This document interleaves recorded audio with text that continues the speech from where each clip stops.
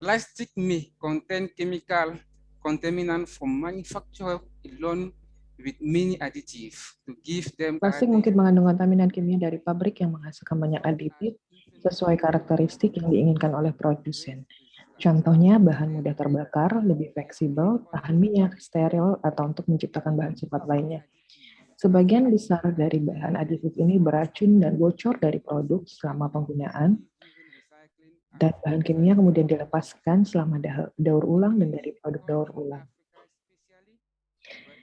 Di sebagian besar negara Afrika khususnya, tetapi juga di luar, penjualan produk plastik tidak tunduk pada peraturan khusus.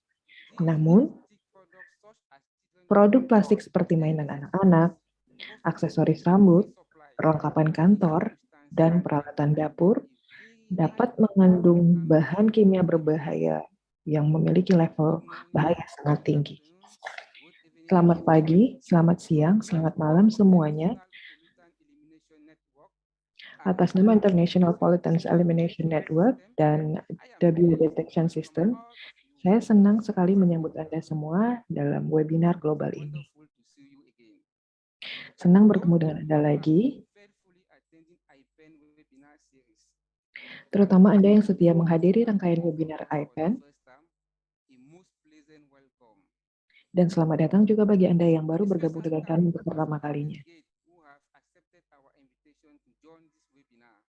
Terima kasih khususnya kepada delegasi Afrika yang telah menerima undangan kami untuk bergabung dengan webinar ini. Saya Achille Makeng, saya bekerja sebagai koordinator regional IPEN untuk wilayah Afrika berbahasa Perancis, dan saya akan menjadi moderator Anda untuk webinar ini. Saya bergabung dengan Anda dari Kamerun, kota Yaoundé. Sebelum kita mulai presentasi, sebagai pengingat untuk Anda semua bahwa webinar ini direkam dan rekamannya akan kami publikasikan di channel YouTube IPEN.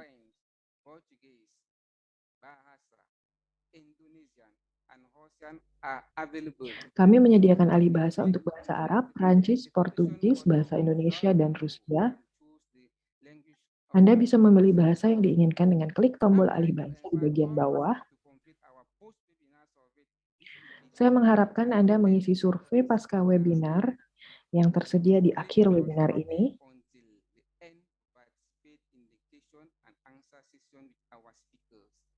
Saya harap Anda dapat mengikuti webinar hingga selesai dan berpartisipasi dalam sesi tanya jawab dengan pembicara kami.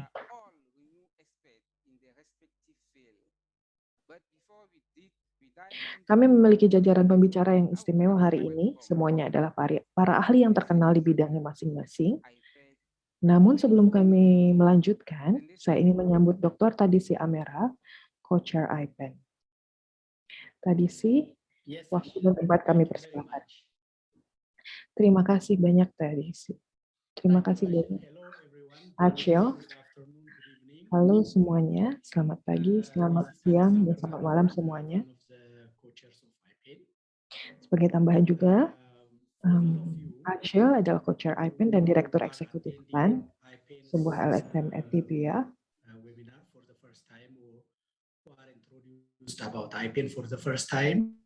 Achille pertama kali mengikuti webinar ini. Saya memiliki beberapa slide presentasi untuk menunjukkan kepada Anda display the slides. Sebagai penyelenggara dari webinar ini.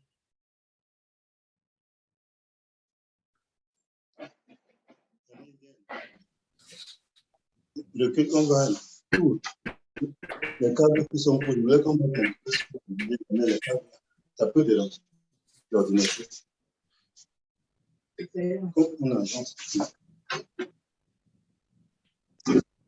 Can you see the slides? Yes, it's good. Let us move. Can you see? It's good. Okay, great. Yeah. So for those of you who may not know IPEN is... Bagi Anda yang belum tahu mengenai IPEN itu adalah organisasi payung yang melingkupi organisasi di 125 negara. Misi IPEN itu bekerja untuk masa depan yang bebas racun bagi siapapun di dunia ini. Kami sudah menghubungkan upaya lokal, regional, dan global untuk mencegah picture of bahan kimia beracun. Sebagai Anda lihat, seperti Anda lihat di foto ini adalah foto bagaimana IPEN berupaya menghubungkan lokal, global, dan internasional. Jika kita melihat masalah di tingkat lokal, kita melihat masalah tersebut juga di tingkat kebijakan internasional, sehingga kami mendorong kebijakan internasional untuk diformulasikan dan bisa diaplikasikan di tingkat nasional, dan pemerintah nasional juga menggunakan kebijakan global. Kami juga tidak berhenti di situ. Kami juga menasionalisasikan kebijakan. Ini adalah siklus upaya IPEN untuk misi IPEN yang lebih luas.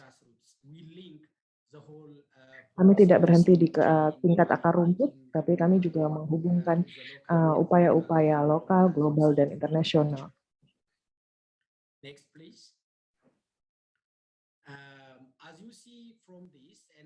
Seperti yang Anda lihat di gambar ini, agenda hari ini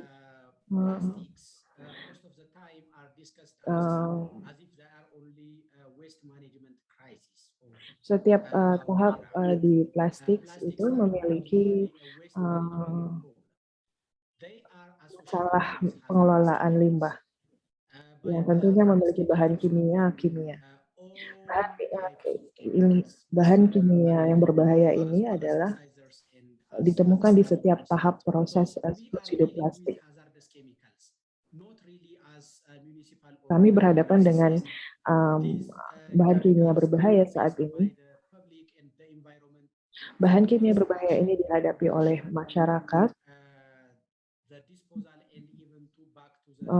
bahkan dari proses produksi, pembakaran, sampai pembuangan sampah. Di Afrika sendiri, kami menemukan banyaknya plastik daur ulang, dan baru ini kami melakukan penelitian bahwa beberapa produk yang berkaitan dengan kegiatan harian juga mengandung bahan kimia berbahaya, termasuk plastik mainan.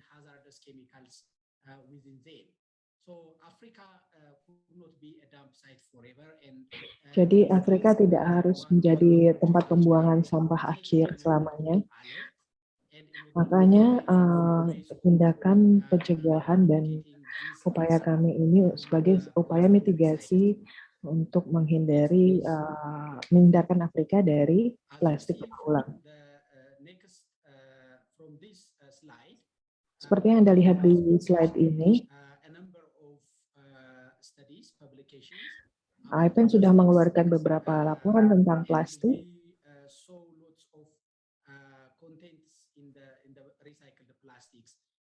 dan salah satunya adalah tentang plastik daur ulang.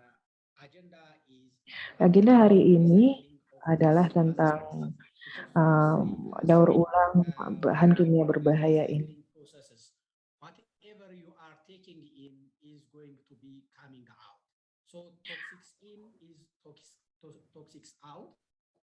Jadi pembahasan hari ini berkaitan dengan polusi plastik.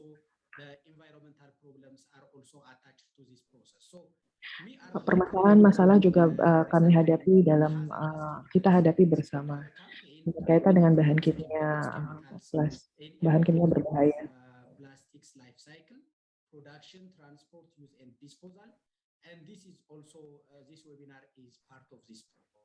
Webinar ini juga merupakan bagian dari upaya untuk membahas lingkungan dan kesehatan masyarakat Afrika terancam bahan kimia berbahaya dan limbah yang diimpor. Di slide ini saya ingin menunjukkan link kampanye berkaitan dengan plastik beracun dan website yang bisa Anda kunjungi untuk memahami tentang upaya-upaya IPEN. Saya juga ingin mengucapkan terima kasih kepada semua orang karena mendedikasikan waktu ini untuk membahas isu yang sangat penting. Dan saya dengan senang hati membuka webinar ini. Saya harap semua dari kita mendapatkan manfaat dari webinar ini. Terima kasih. Terima kasih. In her minding, Tendesi is the IPEN co-chair and the executive director of Pan Ethiopian NGO. This webinar aims to discuss how the environment and human health of Africans suffer from toxic chemicals are important. Webinar ini bertujuan untuk membahas bagaimana lingkungan dan kesehatan masyarakat Afrika terancam bahan kimia berbahaya dan limbah yang diimpor. Afrika telah menjadi negara tujuan ekspor limbah beracun ilegal, dan bahan kimia beracun juga ditemukan di mainan, peralatan masak, dan produk konsumen lainnya di pasar Afrika.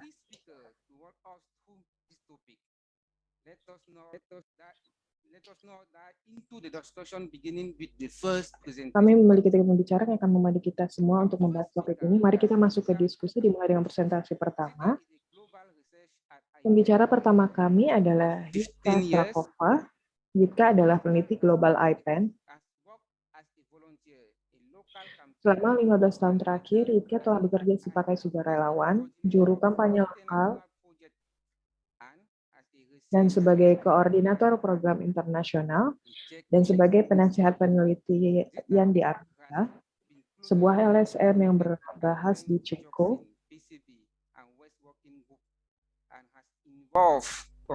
Pekerjaan Yitka sangat terkait erat dengan kelompok kerja dioksin, PCB, dan limbah. Dan Yitka telah terlibat melakukan beberapa penelitian tentang polutan organik persisten dalam produk-produk limbah dan lingkungan. Yitka, waktu dan tempat kami persilakan.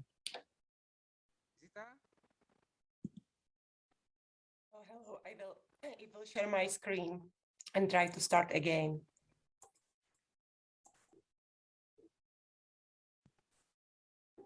Can you see my screen now? It's okay. Perfect. So thank you very much, Achel, for the introduction. Terima kasih banyak atas perkenalannya, Achel.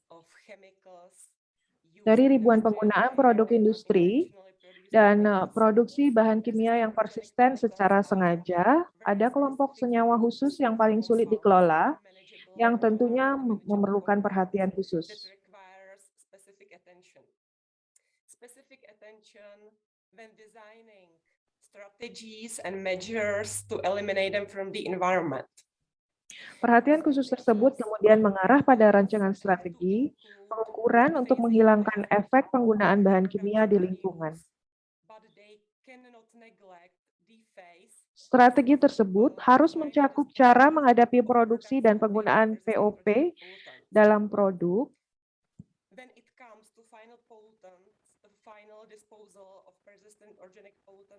tapi strategi tersebut tidak dapat mengabaikan cara membersihkan, menghentikan penggunaan bahan-bahan ini, dan menghentikan peredaran POP dalam produk baru.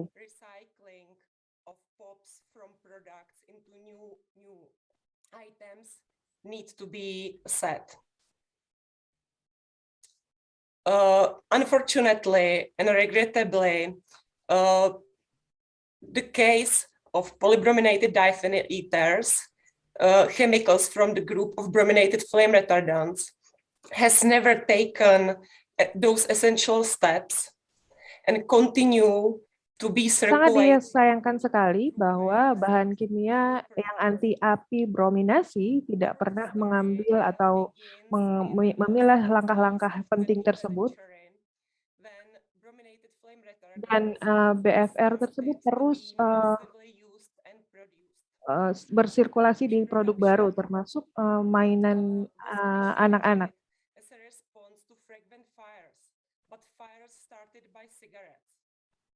Produksi BFR ini merupakan secara masif dikembangkan dan didistribusikan. Produksi ini menanggapi kebakaran sebenarnya yang disebabkan oleh rokok. Namun sayangnya solusi ini sebenarnya lebih fokus pada bahan adiktif tahan api tidak fokus pada meningkatkan solusi keamanan rokok.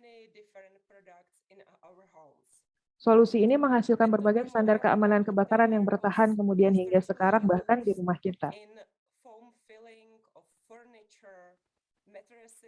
Banyak kekhawatiran publik yang muncul selama ini karena aditif tahan api brominasi ditemukan di berbagai produk di rumah kita, seperti di busa poliuretana, furnitur, kursi,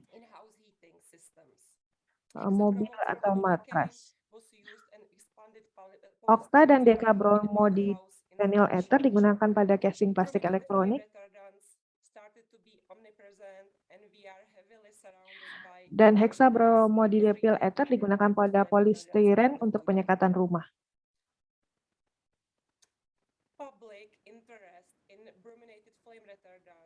Ketertarikan publik tentang BFR kemudian meningkat sepanjang waktu. Karena BFR kemudian kita temukan tidak hanya di debu, tapi juga kita temukan di air susu ibu. BFR diketahui mengandung zat polutan organik persisten atau POP.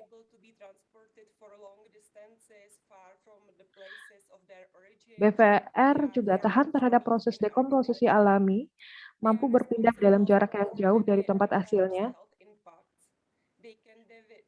memiliki dampak negatif bagi kesehatan kita. BFR dapat merusak saraf, reproduksi atau sistem imun, dan dapat menurunkan kecerdasan anak. BFR juga bertanggung jawab atas meningkatnya bahaya kematian dalam kebakaran.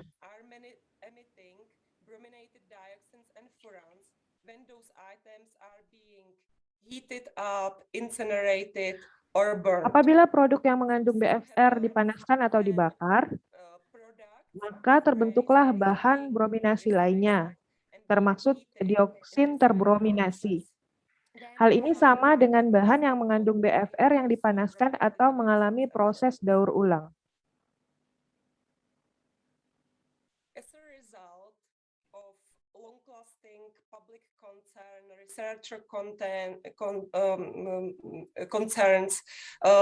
Sebagai hasil dari perhatian publik dan respon pada banyaknya perhatian penelitian kesehatan publik,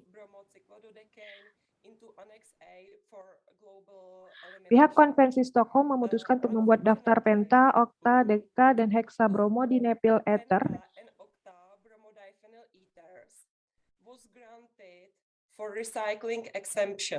yang disajikan dalam lampiran A dalam konvensi. Sayangnya, para pihak menyatakan adanya pengecualian terhadap daur ulang tertentu dari larangan ini. Sampai hari ini, ada 4 pihak yang memiliki daftar pengecualian daur ulang tertentu tersebut.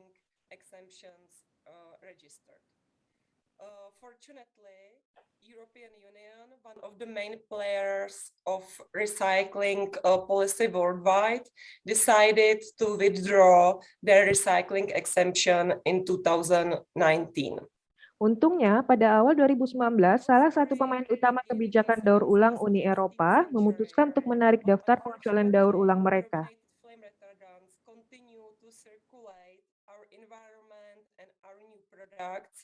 As a result of toxic recycling until today. Saya percaya bahwa langkah Uni Eropa ini juga berkaitan dengan data yang diperoleh dan dipublikasikan AIPEN. Namun sayangnya, bahan beracun ini tetap akan bersirkulasi di lingkungan kita.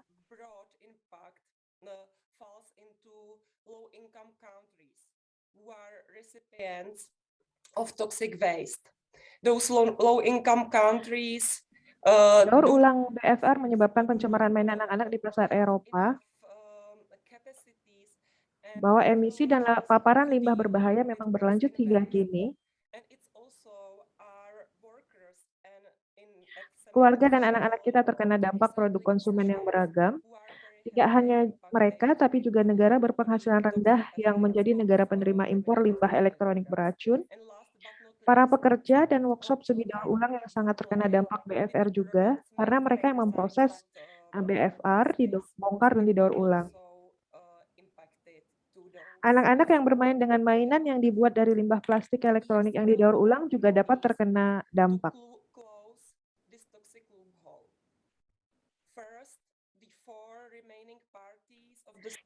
Kita memiliki kesempatan untuk mendorong para pihak menarik pengecualian daur ulang bahan-bahan yang mengandung penta dan oktabromodimethyl ethers. Selain itu, ekspor limbah elektronik pada negara berkembang atau negara transisi harus dihentikan, dan tindakan tepat harus ditetapkan menurut Konvensi Basel.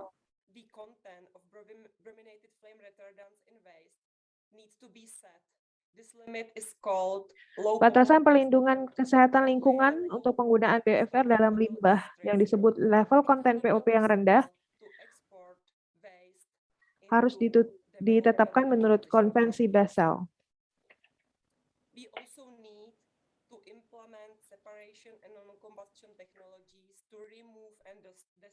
Brominated flame retardants in waste. This is also possible to do within measures of the Basel Convention. Kita juga harus melakukan teknologi pemisahan dan pembakaran untuk memindahkan, menghancurkan BFR dalam limbah sesuai dengan Konvensi Basel. IPEN berupaya untuk menutup celah racun ini sehingga tidak berdampak pada keluarga kita dan anak-anak. Kali ini saya akan memberikan penutup tentang presentasi saya. Anak kecil ini bernama Esther yang memegang sampel khusus besar. Rubik yang dipegangnya itu karena sebagai maskot dari kampanye kami.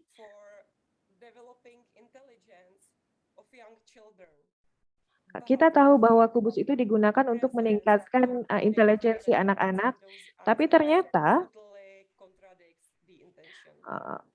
bahan yang terbuat dari Rubik itu sangat jauh, karena itu terbuat dari daur ulang plastik limbah elektronik yang kami temukan berisi BFR. Terima kasih semuanya atas perhatiannya. Terima kasih Yitka telah memberikan konteks penting tentang mengapa bahan kimia tertentu digunakan dalam produk. Alasan dibalik larangan penggunaan bahan kimia tersebut. Mengapa bahan kimia tersebut diizinkan untuk didaur ulang menjadi plastik baru? Dan mengapa daerah di Afrika terutama rentan terhadap celah yang legislatif buat ini? Pembicara kita berikutnya adalah Dr. Gilbert Kupu. Gilbert atau Dr. Kupu lulus dalam bidang geologi atau petrologi pada tahun 1994. Dia memperoleh gelar doktor dalam bidang ilmu geokimia di Universitas Kobe, Jepang pada tahun 2004, dan kemudian menjabat sebagai dosen tambahan di Universitas Yaoundé I, Kamerun hingga tahun 2006. Ia ikut mendirikan dan saat ini menjadi Direktur Eksekutif Pusat Penelitian dan Pendidikan untuk Pengembangan, sebuah organisasi nirlaba dan non-pemerintah yang bertujuan untuk menjembatani ilmu pengetahuan dan tindakan di Afrika Sub-Sahara. Beliau juga adalah co-chair dari IPEN Heavy Metal Working Group, kelompok kerja metal berat, sebagai anggota IPEN Dioksis, koordinator HUB Regional IPEN untuk wilayah Afrika, dan Direktur Pusat Kesehatan Lingkungan Afrika, member Komite Pengarah IPEN, dan perwakilan dari kelompok kepentingan umum di kelompok inti Afrika. Gilbert, waktu untuk Anda. Terima kasih atas pembukaannya.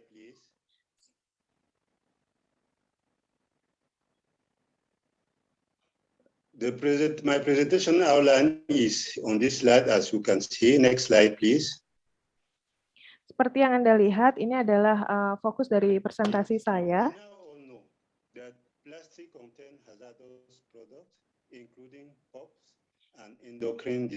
Kita semuanya tahu bahwa plastik mengandung bahan kimia berbahaya dan termasuk POPs.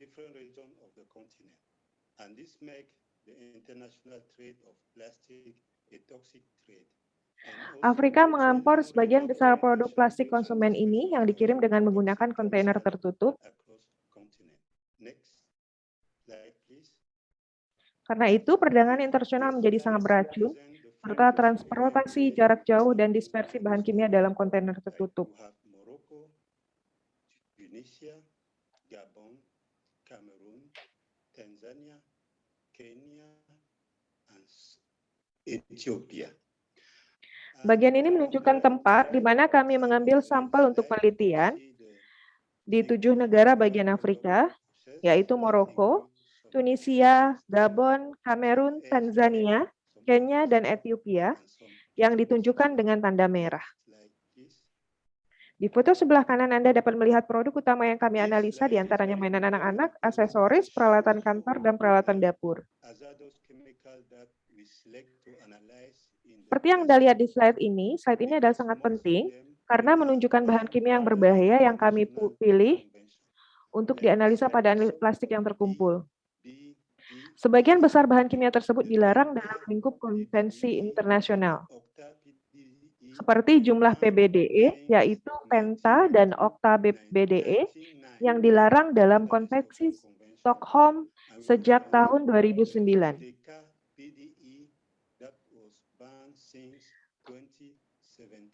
Pada kode warna merah, kami juga memiliki DKBDE yang termasuk dalam jumlah PBDE yang dilarang oleh konvensi Stockholm sejak 2017. Selain itu, untuk jumlah HBCD, kami memiliki bahan kimia bertanda alfa, beta, gamma yang dilarang sejak 2013. Kemudian di color code atau kode warna hijau, kami juga memiliki bentuk NBFRS, yaitu BFR yang tidak diatur, termasuk 6 kategori yang tertera di bagian bawah slide ini, yang bisa Anda baca sendiri.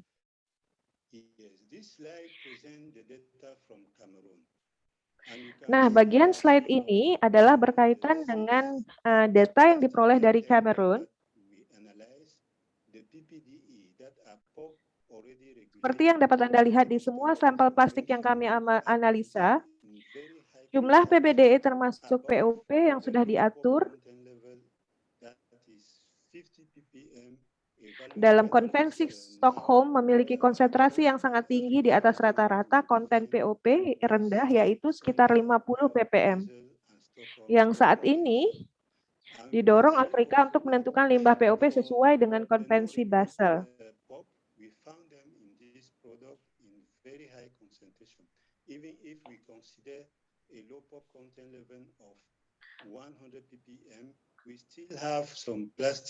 Anda juga bisa melihat POP yang tidak diatur yang ditemukan dalam sampel produk ini dengan konsentrasi yang sangat tinggi.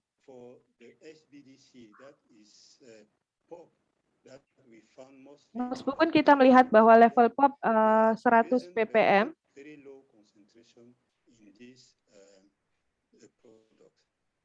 kita masih melihat plastik yang memiliki level yang lebih tinggi dari yang dapat ditoleransi. Kami juga menemukan bahwa HBCD pada sebagian besar di bahan konstruksi dengan konsentrasi yang rendah. Nah, kemudian di slide ini menunjukkan data yang diperoleh dari Ethiopia, dan kami memperoleh hasil yang sama, yaitu jumlah PBDE yang dilarang dalam konvensi Stockholm di atas tingkat konten POP yang rendah. POP yang tidak dilarang juga ditemukan pada beberapa produk di Ethiopia ini.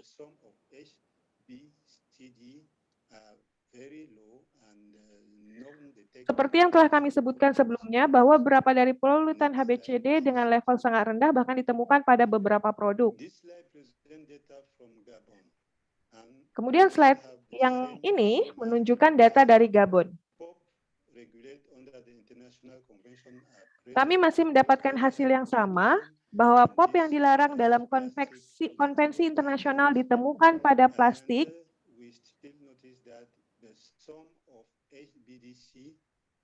dengan konsentrasi yang sangat tinggi tentunya. Kami juga masih menemukan beberapa HBCD yang sangat rendah, tapi tetap terdeteksi di beberapa plastik.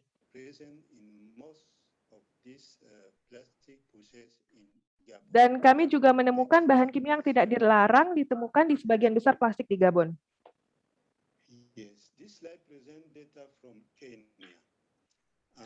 Nah, sekarang slide ini adalah memaparkan data dari Kenya.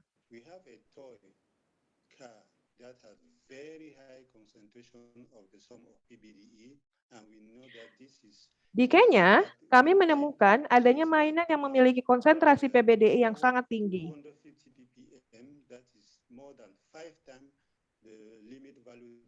Dan kita tahu bahwa mainan ini kontak dengan anak-anak. Sekitar 250 ppm levelnya, itu berarti levelnya lebih dari 5 kali batas nilai yang diperbolehkan Afrika. Dan kami masih menemukan bahan kimia pada semua produk yang ada di Kenya. Sama juga dengan nilai POP yang tidak dilarang yang ditemukan pada hampir semua plastik yang ada di negara bagian ini. Nah, slide ini mempresentasikan data di Maroko dan hasilnya sama dengan data yang kami peroleh dari negara bagian lainnya.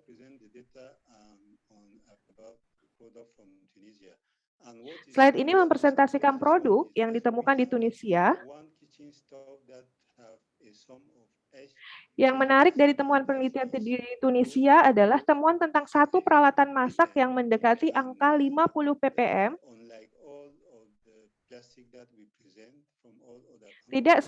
Tidak seperti semua plastik dari negara lainnya. Kemudian beberapa PBDE pada produk lainnya sama dengan data sebelumnya.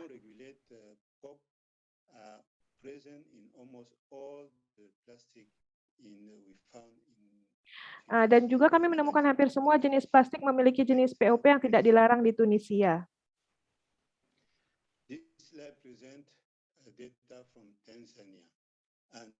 Slide ini memaparkan temuan di Tanzania. Temuannya sama dengan sebelumnya.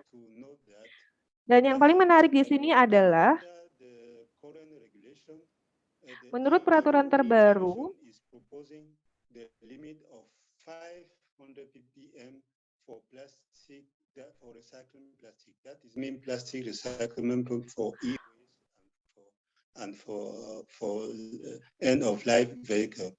peraturan Uni Eropa mengusulkan batas 500 ppm untuk daur ulang plastik atau batas untuk daur ulang plastik untuk limbah elektronik.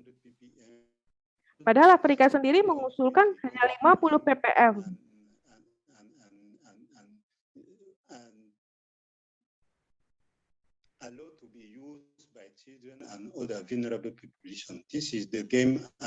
Maka dapat Anda lihat perbedaannya. Jika kita memindahkan batas merah ini ke 500 ppm, maka temuan ini dapat dianggap bersih dan berarti diperbolehkan untuk digunakan anak-anak dan orang dewasa. Yang kemudian mengubah semua temuan yang kami sudah paparkan. Berkaitan dengan temuan kunci kemudian, konsentrasi PBDE tertinggi ditemukan dalam peralatan kantor, kemudian aksesoris rambut, mainan anak-anak, produk konsumen lainnya, dan peralatan dapur. Level HBCD tertinggi ditemukan pada peralatan dapur, kemudian mainan anak-anak.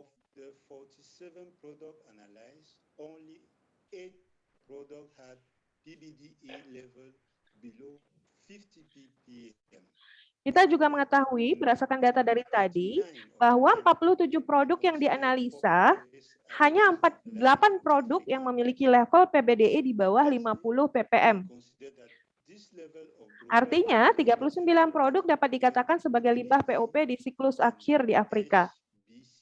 Dan bagian akhir adalah level konsentrasi BFR termasuk PBDE dan HBCD tidak menunjukkan adanya penggunaan bahan kimia secara sengaja. melainkan memberikan kesan bahwa produk plastik baru yang diimpor ke Afrika terbuat dari daur ulang komponen limbah elektronik dan atau plastik siklus akhir yang mengandung bahan tahan api beracun dengan level yang sangat tinggi. Dan tentunya hal ini sangat mengkhawatirkan.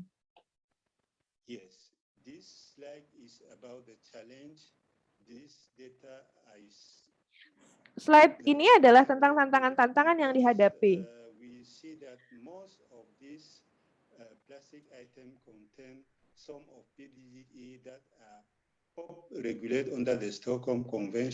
Data ini ditunjukkan karena sebagian besar item plastik mengandung PBDE, yaitu jenis polutan yang dilarang Konvensi Stockholm,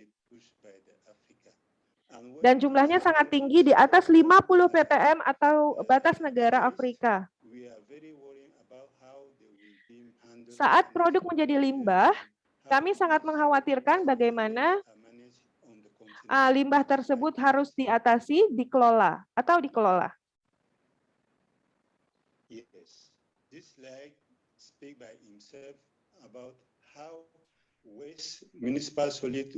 Slide ini menunjukkan bagaimana pengolahan limbah di sebagian besar negara bagian.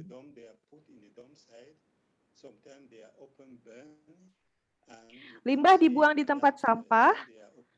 Kadang-kadang pembakaran secara terbuka dilakukan.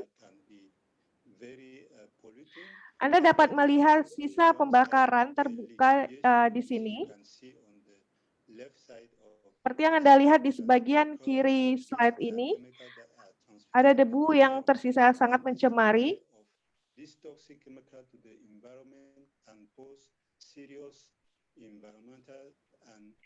Ketika Anda lihat foto di sebelah kiri, saat ditaruh di tempat sampah, bahan kimia kemudian berpindah ke lingkungan.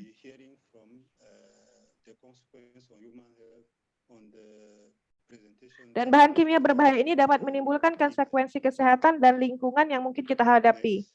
Mungkin presentasi itu akan disampaikan Peter nantinya. Terima kasih atas perhatian Anda.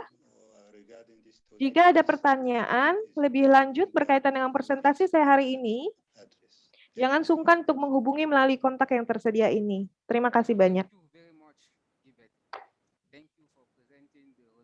Terima kasih sekali Gilbert sudah memaparkan hasil penelitian yang penting ini. Seperti yang Anda lihat, bahwa sampel yang diambil di negara bagian di Afrika, di 7 negara bagian di Afrika, memiliki aditif bahan beracun yang sangat berbahaya.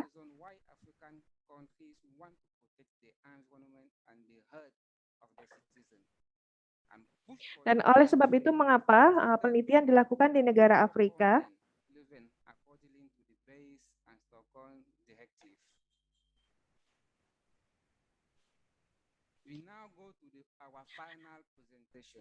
Sekarang kita akan beranjak ke presentasi akhir kita.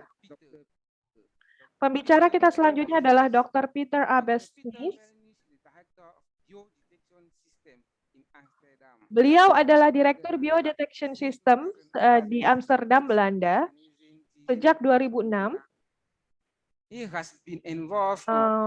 Biodetection System menjadi penyelenggara juga untuk webinar hari ini.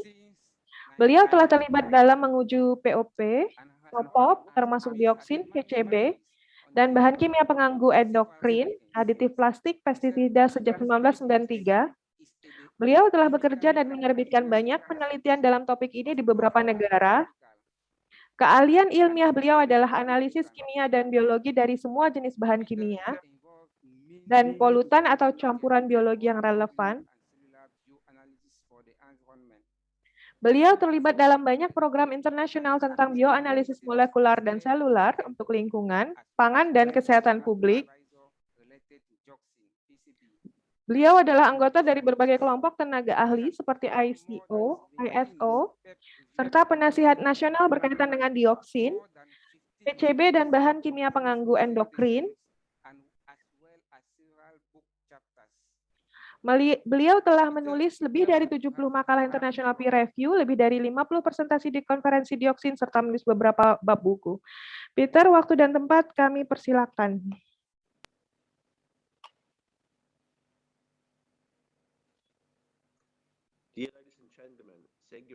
Bapak dan Ibu yang terhormat, terima kasih sudah menyempatkan diri untuk menghadiri webinar kami, Daur Ulang Plastik Beracun. Saya senang dapat berbicara tentang pengaruh racun dari mainan plastik yang terbuat dari plastik daur ulang terhadap sel manusia. Saya Peter Behnis dari Biodetection System. Saya akan berbicara tentang fakta kunci dioksin polihalogenasi, dioksin terborominasi dalam plastik, tentang toksisitas dari dioksin terborominasi, tentang toksisitas in vitro dari senyawa brominasi,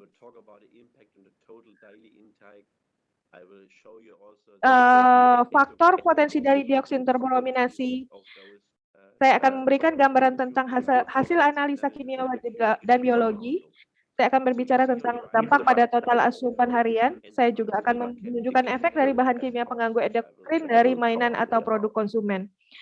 Saya akan juga menyampaikan pandangan masa depan. Pada gambar tadi di sebelah kanan Anda dapat melihat berbagai bahan kimia pengganggu endokrin dan POP yang akan saya bahas hari ini. Nah, berbicara tentang fakta kunci dioksin polihalogenasi, dioksin ini berabad-abad diketahui sebagai polutan lingkungan. Terdapat sekitar 4.600 dioksin terbrominasi dan terklorinasi tanpa adanya pedoman internasional.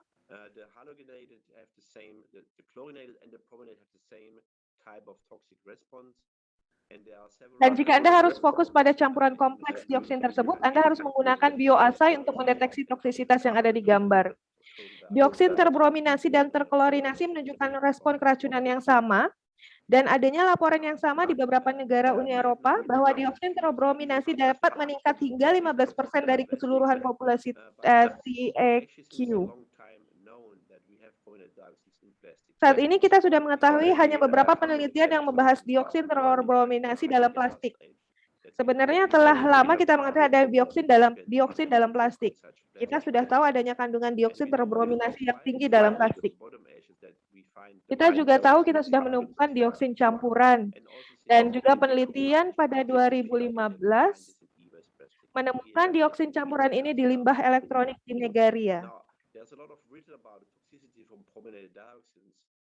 Ada banyak bahasan tentang toksisitas dioksin terbrominasi karena sudah dijelaskan kriteria kesehatan lingkungan 205 yang dipublikasikan WHO beberapa tahun yang lalu.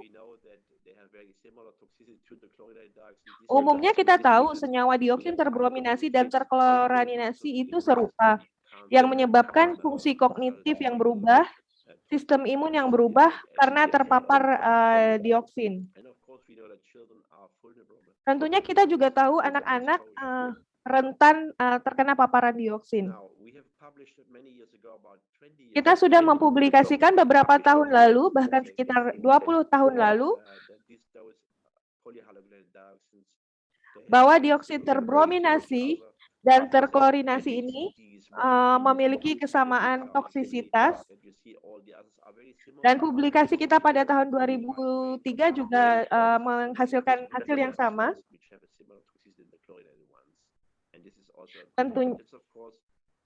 Tentunya ini mengkhawatirkan kita apabila anak-anak mengkonsumsi dioksin dari mainan yang mereka miliki. Kami menggunakan teknologi DR Kalux yang menganalisa dioksin yang berbasis pada sel manusia untuk mengecek dioksin dan tentunya bahan kimia pengganggu endokrin. Kami menggunakan sel manusia untuk menguji dioksin dan bahan kimia pengganggu endokrin pada hormon manusia. Dalam biosai ini ditemukan bahwa polutan ini menyebabkan stres dan kemudian adanya enzim protein luciferase yang menambah proporsi polutan dari sel manusia. Polutannya bisa saja dioksin, PBDE, TBBPA, atau campuran bahan kimia yang tidak dimaksudkan yang dapat menyebabkan matinya sel manusia. Nah, pada saat ini, sistem otomatis penuh digunakan untuk pengambilan sel manusia. Dan kita menggunakan bantuan robot untuk proses paparan untuk melihat paparan polutan pada sel manusia. Dan di bagian kanan Anda dapat melihat proses deteksi bahan kimia tersebut.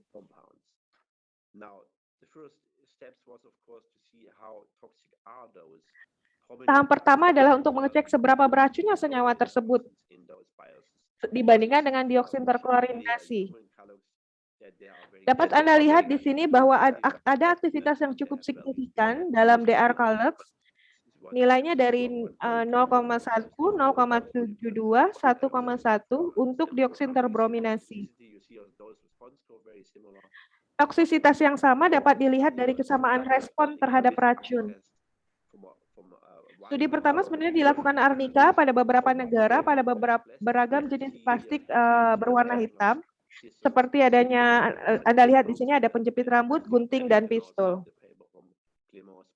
Anda juga bisa lihat tabel hasil studi tahun lalu yang menunjukkan hasil analisa kimiawi dari konsentrasi dioksin. Jika Anda mengubah angka ini ke ekuivalen racun, maka bahan kimia tersebut sangat sama dengan hasil bioanalisis.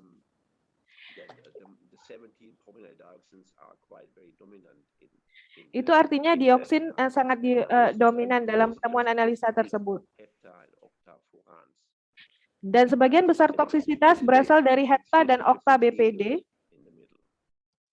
Dan bioanalisis sangat cocok dilihat dari hasilnya.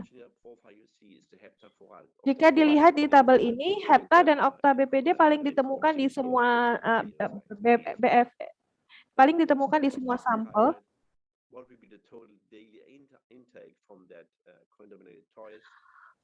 Kalkulasi asupan harian atas mainan yang terkontaminasi dapat dilakukan di slide ini. Misalnya, diasumsikan baik konsumsi bahan plastik bekas sebanyak 8 kg sehari, maka rata-rata nilai TEQ dari mainan plastik bekas adalah 7,73 pikogram TIC per miligram per hari.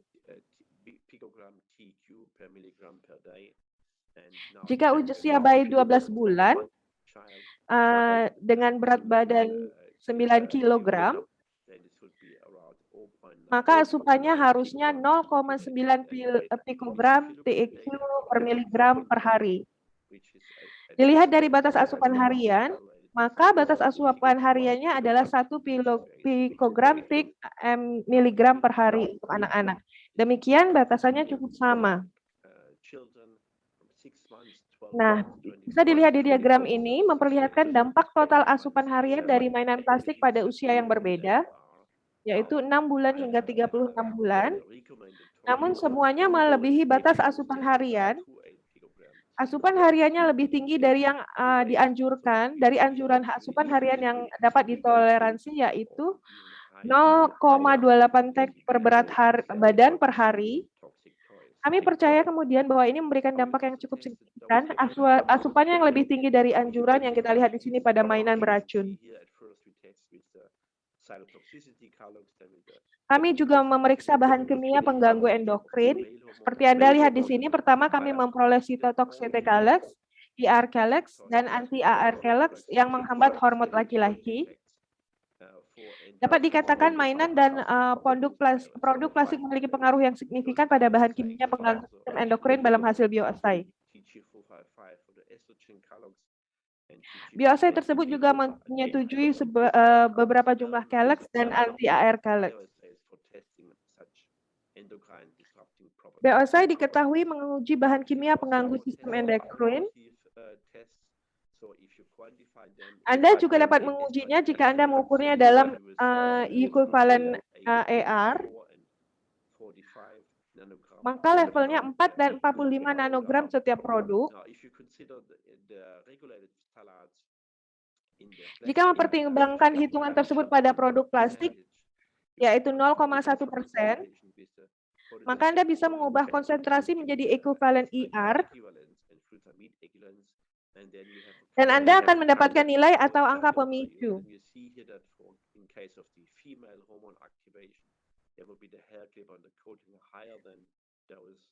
Bisa Anda lihat di sini berkaitan aktivitas hormon perempuan, angka pada penjepit perempuan dan gantungan baju yang lebih tinggi dari nilai pemicu yang dianjurkan. Dan berkaitan dengan hormon laki-laki dalam anti-AR Calyx, plastik yang ditemukan malah sangat lebih tinggi dari angka pemicu yang dianjurkan. Apa yang kita ketahui adalah produk plastik juga mengandung TBBPA atau tetra bromine. Studi ini melakukan analisa kimiawi dan Anda bisa lihat nilainya antara 7,6 dan 836 mikrogram TBBPA per gram produknya. Kami juga melakukan bioassay yang disebut TR Calyx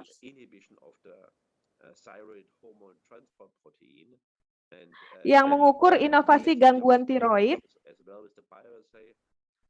dan kisaran hasil bioassay-nya di antara cukup sama di antara 3,8 hingga 410. Kami menunjukkan bahwa analisis dengan menggunakan teknologi Calyx, yaitu TTR, TRB Calyx, menjadi cara utama dalam mengecek gangguan hormon tiroid dan tentunya penting untuk mengevaluasi plastik beracun.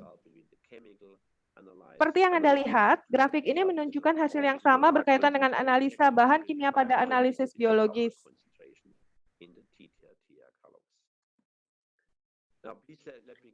Perkenankan saya menyampaikan beberapa pandangan masa depan. Sesuai yang sudah ditunjukkan data pada hari ini bahwa tingkat dioksin dan furan terbrominasi yang signifikan pada mainan anak-anak dan produk lainnya berkisar antara 5.600 hingga 386.000 pikogram atau 60 hingga 3.800 pikogram menurut WHO TEC per gram. Tingkat dioksin dan furan terbrominasi yang terukur pada skala tersebut ditemukan dalam beragam limbah berbahaya. Misalnya, limbah pembakaran batu bara dan banyak limbah yang melebihi batas limbah berbahaya dari dioksin terklorinasi yang diusulkan. Kami percaya penggunaan plastik beracun pada mainan dan produk lainnya menjadi jalan langsung paparan konsumen pada anak-anak dan dewasa. Tidak hanya PBDE, tapi juga dioksin terbrominasi. Kami juga percaya bahwa lebih dari setengah produk yang dianalisa tersebut dibuat dari plastik daur ulang dengan level PBDA sesuai dengan usulan kebijakan terkini, yaitu 500 ppm PBDE berisi 730 sampai 3.800 pikogram menurut WHO per gram dari dioksin terbrominasi. Hal ini menandakan lemahnya peraturan tentang PBDE yang dapat menimbulkan bahaya potensial tidak hanya dari PBDE tapi juga dari dioksin dan furan terbrominasi. Selain itu, dioksin pada tingkat yang tinggi berpengaruh pada hormon estrogen perempuan dan pada tingkat yang tinggi juga berpengaruh pada hormon laki-laki. Dan juga transport hormon tiroid ditemukan dalam bioanalisis Calyx pada mainan plastik berbeda serta plastik sehari-hari. Kami juga memastikan bahwa level tinggi bahan ini juga ditemukan melalui analisis kimiawi pada dioksin terbrominasi, TBBPA, dan PBDE. Angka yang mengkhawatirkan pada produk plastik ini ditemukan karena kapasitas dan prosedur analisis bahan kimia tidak cukup untuk mengecek dioksin terbrominasi. Sehingga kita membutuhkan metode screening cepat, contohnya dengan bioassay IAT dan dioksin untuk menelaah jumlah dioksin pada lingkungan yang beragam dan efeknya pada hormon. Sangat dibutuhkan tindakan pencegahan untuk mengkaji mainan anak-anak dan produk plastik dan untuk menunjukkan secara ilmiah bahwa zat-zat beracun tersebut demikian. Terima kasih atas ketertarikan Anda dan saya mengharapkan diskusi kita lebih lanjut nanti. Terima kasih, Peter, atas presentasinya tentang efek beracun dari mainan plastik yang terbuat dari plastik daur ulang terhadap sel manusia. Sebelum melanjutkan diskusi hari ini, Anda bisa mengajukan pertanyaan di bagian kolom Q dan E. Saya akan memanggil Bapak Serge Moli Alo Reactor today. sebagai reaktor tamu kita hari ini. President of the 10 Conference of the Party on the Rotterdam Beliau Convention. menjabat sebagai Presiden Konferensi yang ke-10 dari para pihak konvensi Rotterdam Negotiation in Africa. dan sebagai narasumber negosiasi MEA bahan kimia dan limbah di Afrika. Serge, waktu dan tempat kami persilakan. Terima kasih banyak. Terima kasih banyak, Asil. IPEN qui a bien voulu organiser ce webinaire. Merci Achille. Je voudrais, avant de prendre la parole, remercier IPEN qui a bien voulu organiser ce webinaire. Donc, demander à TADC de transmettre nos sincères remerciements à son groupe, de telle sorte que thanks to his group for this type of initiative to keep on being organized. I don't want to talk about in the name of the African group, even though I participated in many initiatives and I continue to represent Africa. I am the president of the 10th convention of party at the Rotterdam Convention. So this webinar helps us see the new means of managing plastic waste. Unfortunately, we realize that the plastic solution is a matter of concern. Gabon participated in the initiative aiming at assessing the presence of plastic waste, plastics in many objects, and the study was presented a few minutes ago by Gilbert. And these issues are very important because children are the most exposed and they are the future of Africa, they are the future of humanity. So we wonder if they continue to be exposed, what will be our future in a context where traffic is becoming more and more important, where dangerous products, chemicals are disseminated. We wonder what will be our future. Concerning the level of POPs in products, this is a very important issue. Countries like Gabon, Ethiopia, and Tanzania were studied by Gilbert in his study. This helps us have a picture which is not exhaustive, but for countries that have not had the opportunity to be part of IPEN de multiplier des to really endeavor to, and I encourage IPEN to multiply such initiative because this helps us advocate during international gatherings. For example, exposition to PBDE.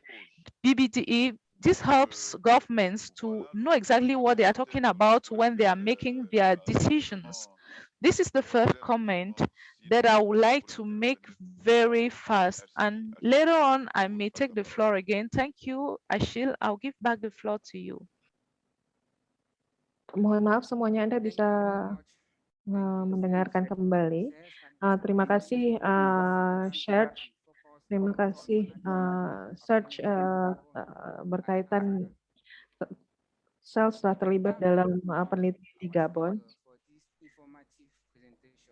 Kami ingin mengucapkan terima kasih kepada semua pembicara kami. Teman-teman, sekarang kami siap menerima pertanyaan. Harap menuliskan pertanyaan di kolom Q dan A di bawah di sebelah kanan. Saya akan mengundang para pembicara kami untuk menyalakan video mereka. Pertanyaan pertama dari Afrika. Peserta ingin mengetahui apakah Anda memiliki data tentang plastik toksik di. Terima kasih Achille untuk pertanyaannya dari kolega kita di Afrika, dari Sierra Leone. berkaitan dengan data untuk daur ulang limbah beracun.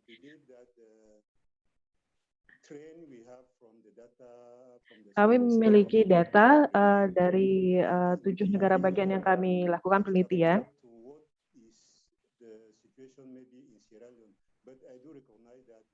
Really maybe useful to have enough resource to analyze. Dan saya memahami bahwa sangat penting untuk memiliki data cukup untuk membahas tentang data daur ulang limbah beracun.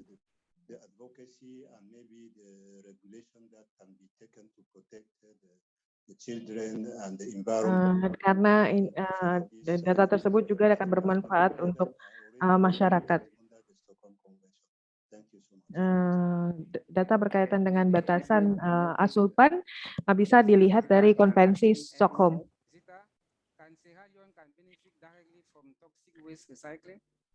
Yitka, apakah Anda ingin menjawab pertanyaan tentang daur ulang limbah toksik? Sebenarnya, IPEN sudah mengeluarkan sejumlah laporan tentang daur ulang limbah beracun dari Afrika, Asia, Eropa, atau Amerika Latin yang dimasukkan di dalam laporan tersebut.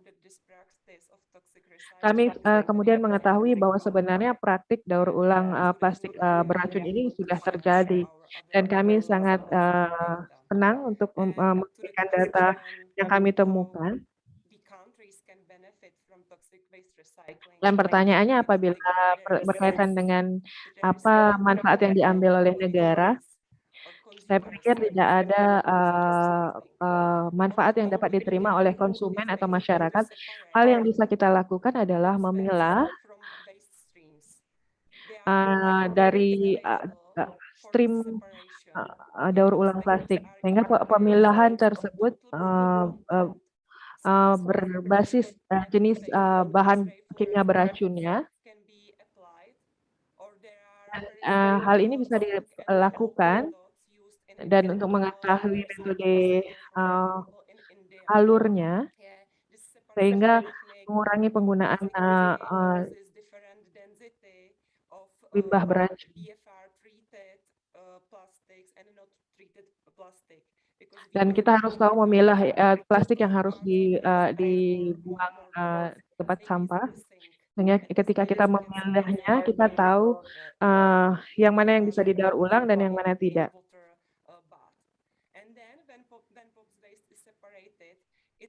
Dan apabila POP sudah dipisahkan, ekstraksi POP itu kemudian membutuhkan teknik tertentu. Kita tidak menggunakan teknologi pembakaran biasa untuk menghancurkan polutan yang ada, karena ada beberapa cara khusus untuk menangani bahan kimia brominasi. BFR seharusnya tidak diekspor ke negara berpenghasilan rendah yang tidak mampu untuk menangani daur ulang atau sampah tersebut. Saya hanya ingin mengatakan bahwa IPEN, Anda juga bisa ke YouTube channel IPEN untuk melihat beberapa laporan yang sudah kami publikasikan.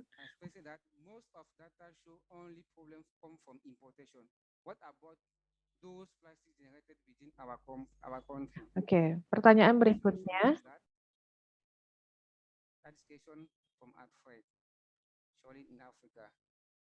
Pertanyaan berikutnya dari Afrika. Halo semua, dari Joseph Deneket dari Kontana Benin. Bisakah Anda membagikan persentase dari webinar penting ini kepada kami?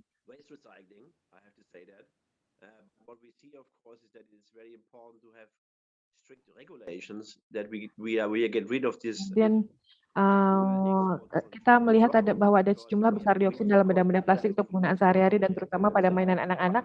Bisakah kita sekarang menggunakan POPs di dalam benda-benda plastik atau mencari alternatif untuk PEPs ini? Pertanyaan berikutnya.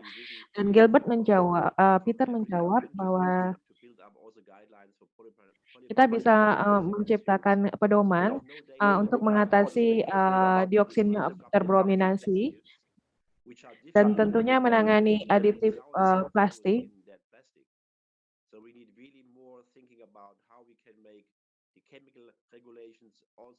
Kita harus lebih memikirkan tentang bagaimana tentang peraturan mengenai bahan kimia tersebut.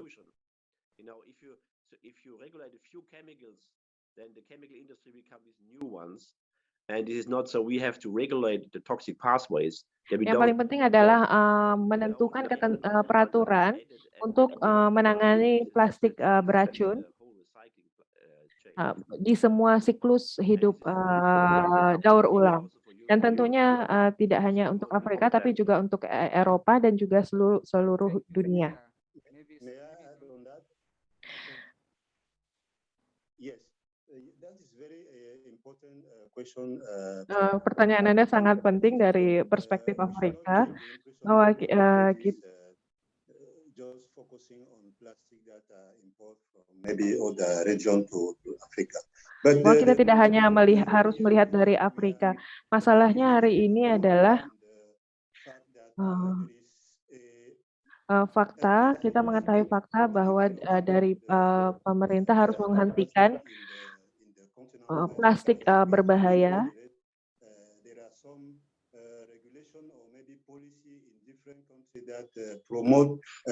Kita juga tahu ada beberapa negara yang mendorong kebijakan atau peraturan tentang penanganan limbah beracun.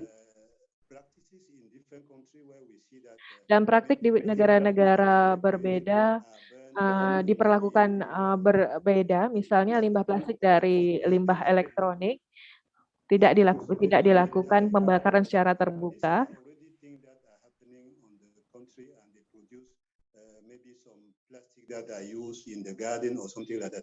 Dan kita menemukan bahwa negara-negara sudah mempraktekkan penanganan limbah.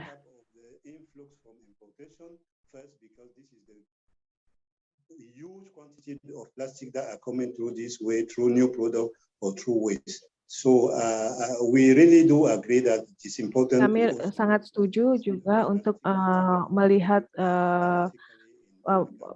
produksi plastik di Afrika harus dikurangi. Saya juga berpikir bahwa ini adalah waktu yang tepat karena Komisi Uni Eropa baru saja memulai kesepakatan hijau untuk polusi, dan dalam kesepakatan hijau tersebut dimulai pada Februari, mereka akan fokus pada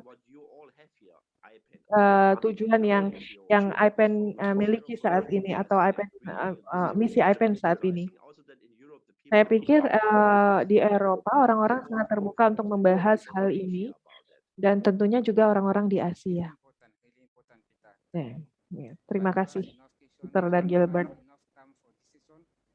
Kita tidak punya cukup banyak waktu untuk menjawab pertanyaan. Ada pertanyaan bagus dari Maroko. Bagaimana asosiasi kecil menggunakan hasil dari studi untuk memberitahu otoritas? Apakah dengan cara advokasi langsung atau melalui informasi pertama-tama melalui media? Atau ada cara yang lainnya? Apakah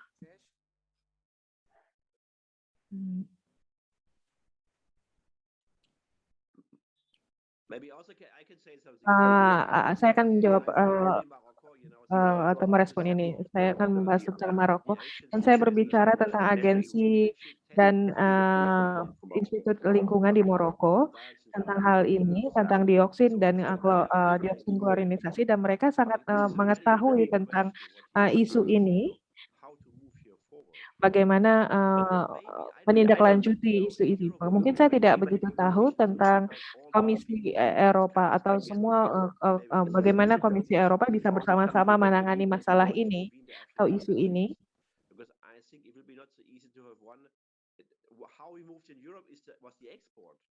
Saya yakin bahwa itu hanya bagaimana kita memindahkan ekspor-impor atau mengubah kebijakan ekspor-impor di Eropa.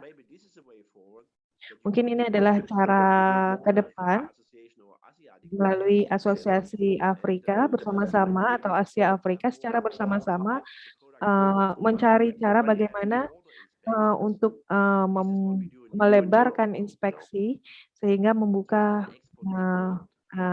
pemikiran atau pandangan Eropa, terutama berkaitan dengan ekspor impor sampah. But I see the driver of that issues is often, at least in the most countries I'm involved, is actually often it's export import. Menurut saya masalah yang paling menonjol saat ini adalah masalah ekspor impor limbah. Dan rekomendasi pada industri untuk menangani itu tentunya industri limbah elektronik yang mengatasi mereka. Mereka yang seperti yang kita ketahui bahwa telur ayam buras juga menunjukkan hasil.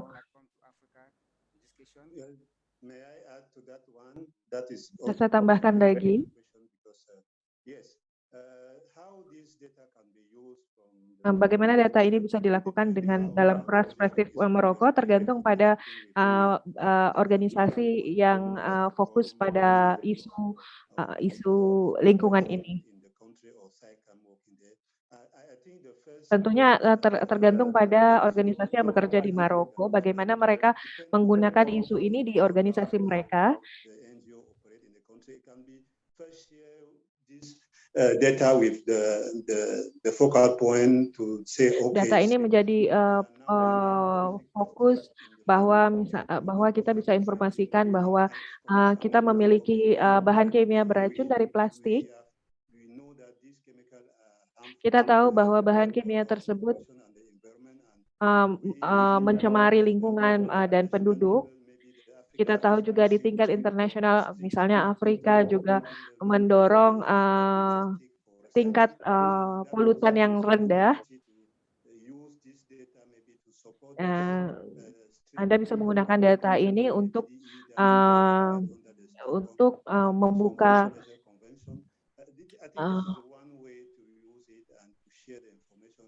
dan membagikan informasi tersebut di tingkat Maroko.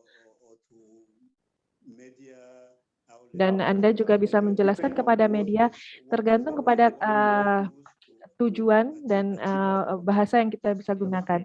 Jadi penggunaan bahasa sangat penting sehingga data bisa digunakan dengan baik. Serge, apakah Anda ingin menjelaskan sesuatu?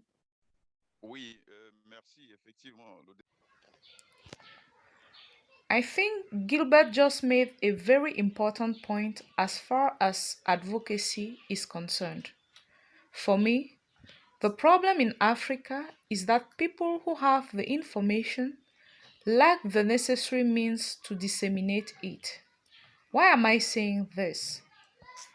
Because I worked for the government and in close collaboration with NGOs and the civil society. While doing so, I understood the challenges the administration is facing to address such an issue when all is a priority. When everything is a priority, no country can individually engage on solving an issue such as toxic plastic management. I believe an approach like the SAICM regime is the type of initiatives that should include all the countries. They should be organized to find an adequate strategy.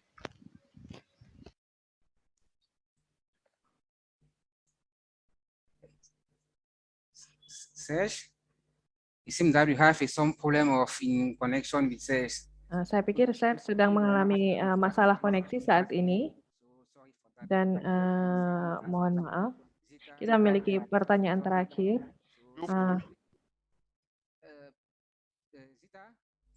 Zitka, apakah Anda ingin menjawab pertanyaan dari Yan dari Australia?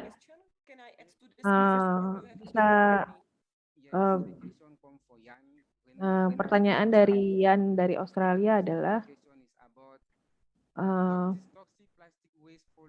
dengan daur ulang plastik yang sangat dipromosikan di seluruh dunia,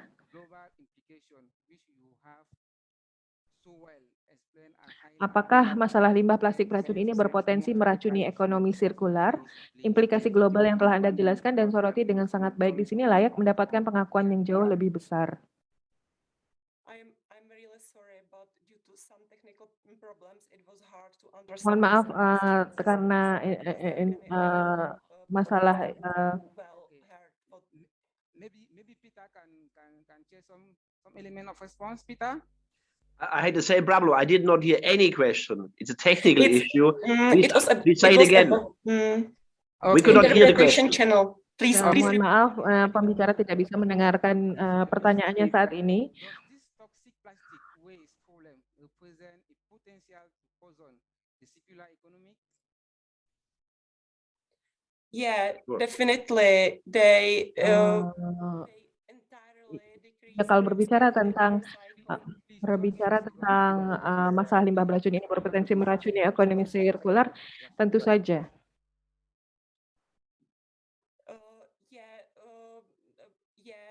Toxic recycling is definitely. Daur ulang plastik tentunya mengurungkan kredibilitas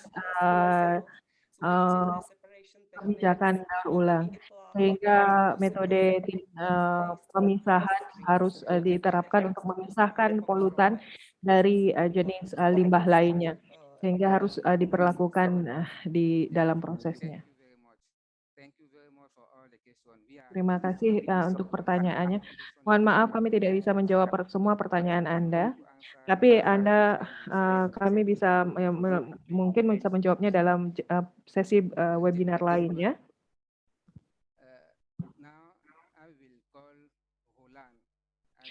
Sekarang saya akan memanggil Roland untuk memberikan kata penutup. Roland, waktu dan tempat saya persilakan.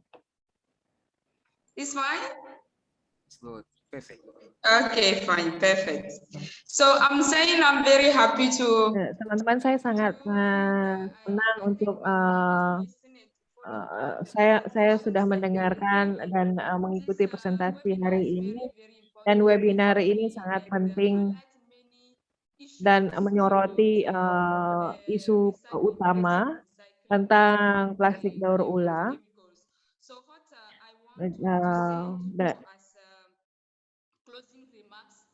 Sebagai kata penutup, sesuai dengan data yang sudah Anda sampaikan di dalam webinar ini, saya bisa katakan semuanya.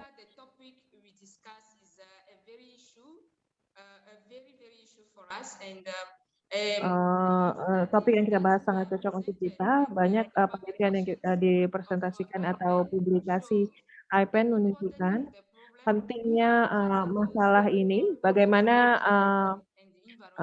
bahan kimia mempengaruhi kesehatan dan lingkungan. Secara khusus saya mencatat presentasi Dr. Gilbert yang menyoroti data temuan terkunci. Data-data tersebut kemudian memanggil kita untuk melihat masalah yang serius dan tantangan serius bagi kita semuanya. Pertanyaan kita sekarang, bagaimana negara Afrika kita dapat mengelola limbah toksik dan daur ulang limbah plastik. Dan ini merupakan tantangan kita bersama. Dan ini juga menjawab pertanyaan bagaimana sebagai masyarakat sipil kita merespon masalah ini. Seperti yang sudah dikatakan, banyak negara Afrika yang mengatur tentang bahan kimia berbahaya. Dan kita harus,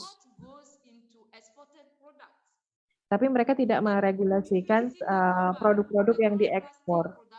Kalau kita misalnya akan lihat kepada produk plastik yang terus berkembang secara cepat,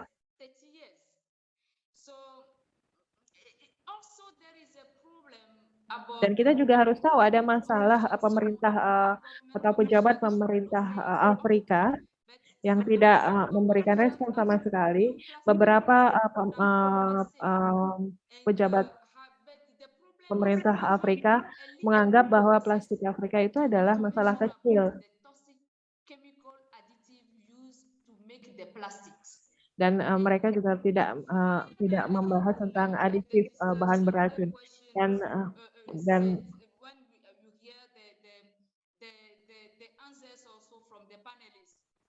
Dan setelah mendengarkan semua jawaban dari semua panelis berkaitan dengan masalah hari ini, plastik daur ulang atau daur ulang plastik bukanlah solusi, bukan hanyalah satu-satunya solusi.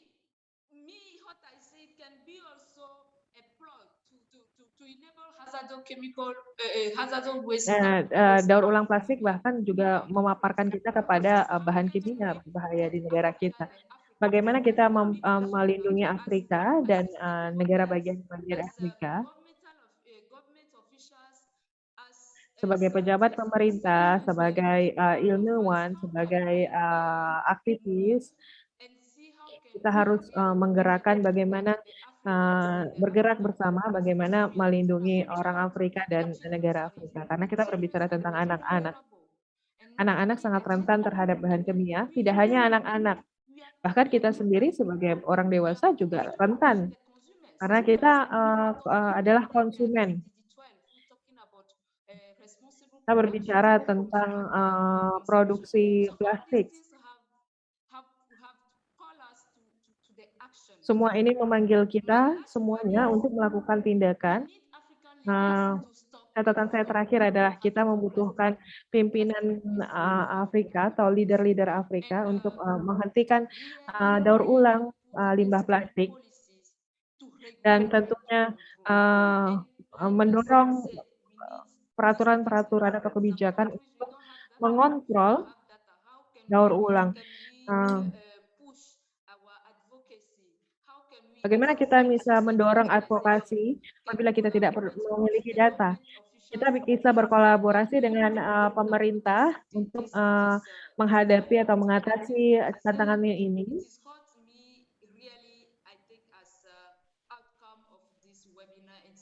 Sebagai hasil atau outcome dari webinar ini, kita semua perlu untuk melihat kembali isu ini.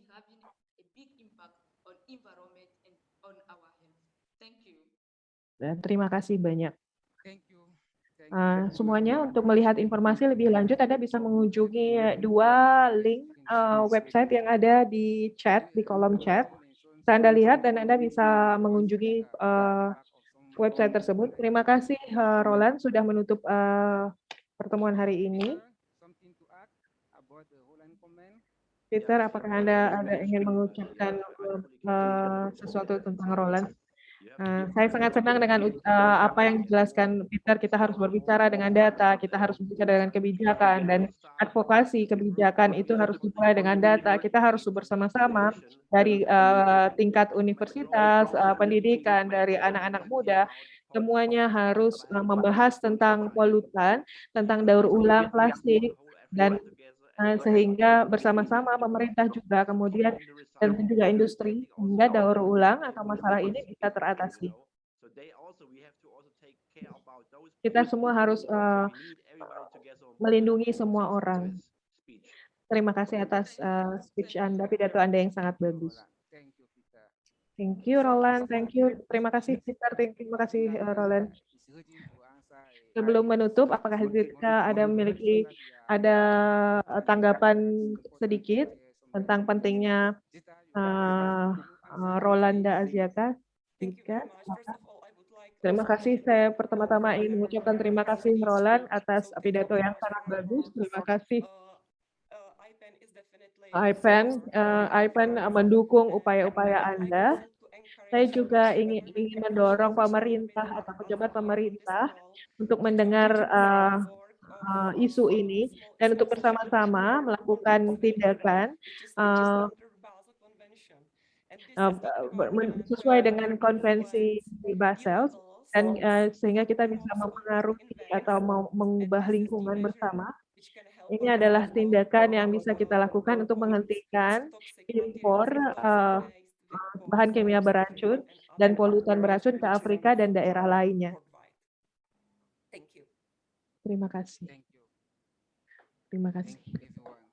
Terima kasih semuanya. Before we end, our Sebelum final kami comment, mengakhiri, after this, kami ingin mengingatkan Anda semua untuk mengisi formulir survei setelah sesi ini.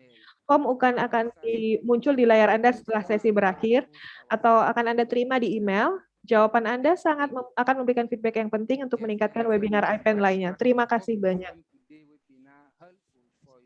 Saya harap webinar hari ini bermanfaat untuk pekerjaan atau minat Anda. Terima kasih semuanya sudah bergabung dengan kami hari ini dan semoga Anda semua dalam keadaan aman dan sehat. Sampai bertemu lagi segera. Sampai ketemu semuanya. Terima kasih. Take care. Goodbye. Okay. Au revoir.